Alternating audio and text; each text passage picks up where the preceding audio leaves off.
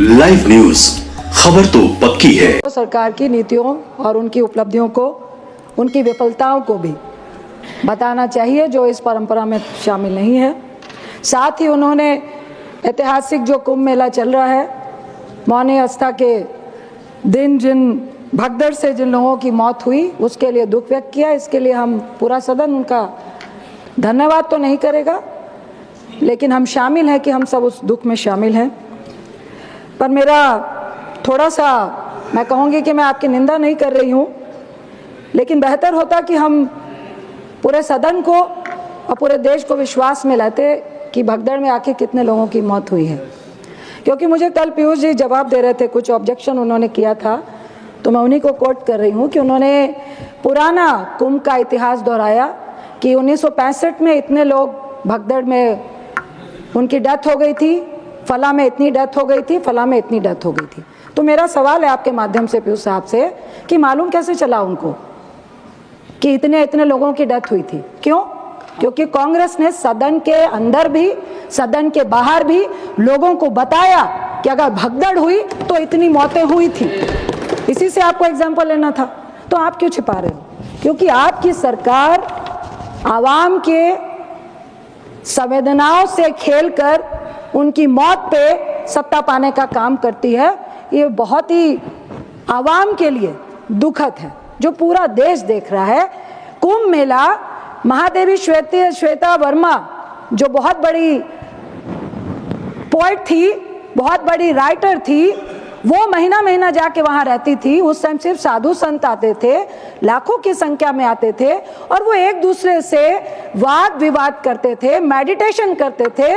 वो आपकी सत्ता पाने का, वोट पाने का, प्रचार का माध्यम नहीं था, जो आज की तारीख में आपने कर दिया है। इसके लिए हम सबको बहुत अफसोस हो रहा है। दूसरी बात, मैं कुछ चीजों को लेने से पहले कहूंगी कि मुझे जब पीयूष साहब बोल रहे थे और मृत्यु पे जिस तरह से छिपाया गया, तो मुझे कोविड का गंगा तट पे जो लाशों के ढेर को छुपाने का काम किया था ना आपने, उसी तरह आज कुंभ में भी आपने लाशों के ढेरों को छुपाया है।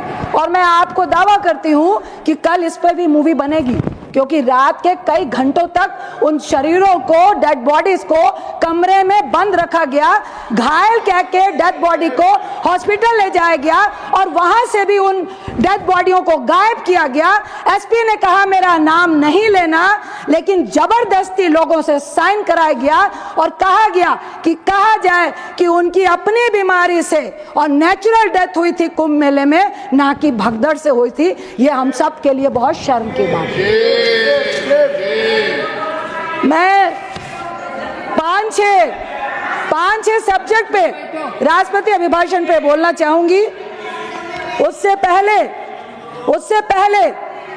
मैं पूछूंगी राष्ट्रपति अभिभाषण में, क्योंकि सरकार ने कहा कि यह गरिमापूर्ण अभिभाषण है, यह सुनहरा कागजों पे दिखाया गया कि ये देश के सुनहरे दिन 10 सालों से चल रहे हैं, लेकिन ये सच्चाई, जो जमीनी सच्चाई है ना, उससे मेल नहीं खाता है।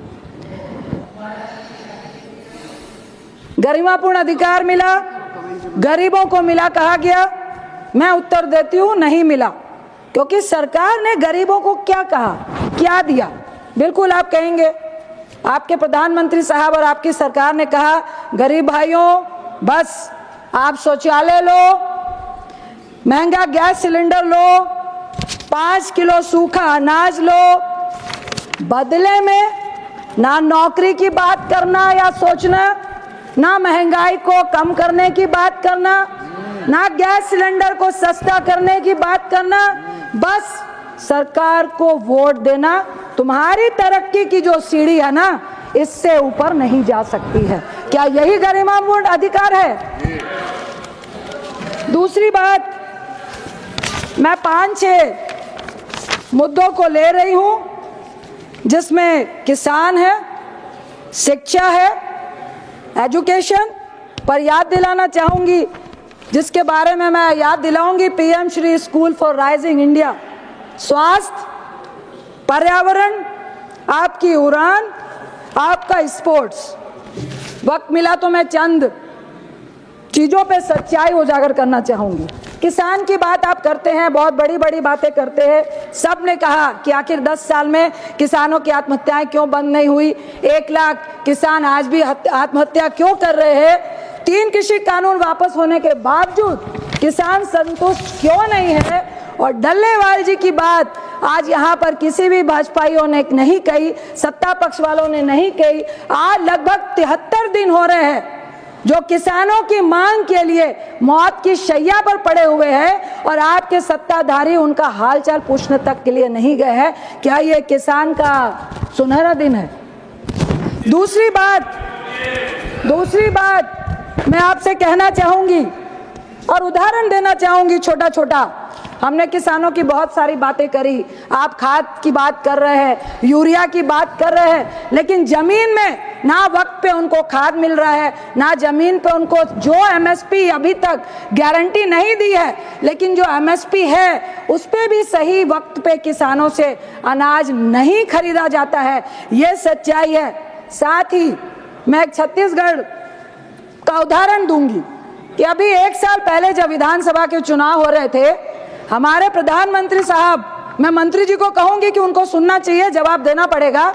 प्रधानमंत्री साहब चुनावी प्रचार में छत्तीसगढ़ के आवाम से, किसानों से कह के आए कि किसान भाइयों, कांग्रेस की सरकार 2640 रुपए धान का दे रही है, हमारी सरकार आएगी तो हम 3100 रुपए प्रति क्विंटल एमएसपी देंगे।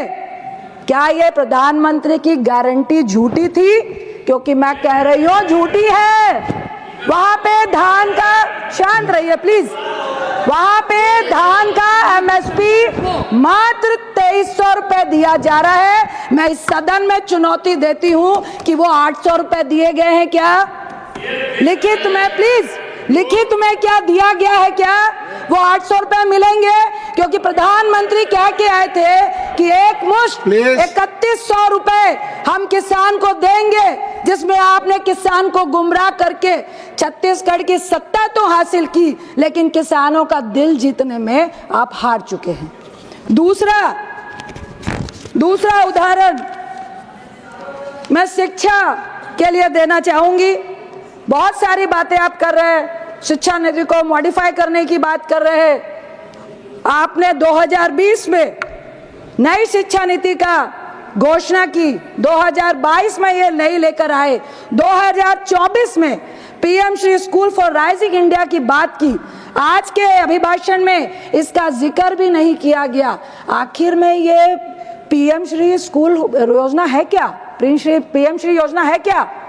ये राजीव गांधी सर्व शिक्षा अभियान का हिस्सा है, जिसमें से आप कुछ स्कूल उठाने का काम कर रहे हैं। और सच्चाई ये है, आपने कहा कि 14,000 स्कूल हम ले रहे हैं, जिसमें 6,000 फंक्शनिंग है।